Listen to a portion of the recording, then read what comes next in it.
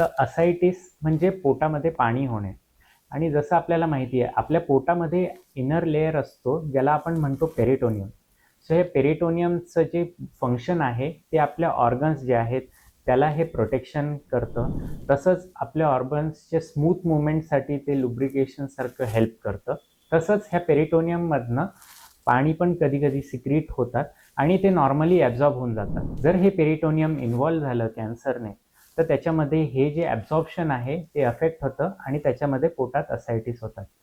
तर असायटिस अंडाशयाच्या कॅन्सरमध्ये का होता?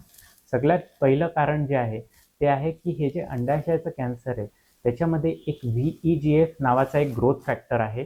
हा जेव्हा रिलीज होतो तर हा आपल्या ज्या पेरिटोनियम आहे त्याच्यावरच्या ज्या रक्तवाहिन्या असतात त्याला पोरस आणि लीकी बनवतो, ज्याच्यातनं पाणी जे आहे ते लीक होतं आणि त्याच्यामुळे असायटिस होतं. दुसरं कारण जे आहे ते आहे की लिम्फॅटिक ऑब्स्ट्रक्शन. ट्यूमर सेल्स असतात, हे आपल्या बॉडीतले जे लिम्फॅटिक्स आहेत त्यांना ब्लॉक करून टाकतात, ज्याच्यामुळे जे ॲब्झॉर्प्शन आहे ते अफेक्ट होऊन जातं आणि परत असायटिस क्रिएट होतं.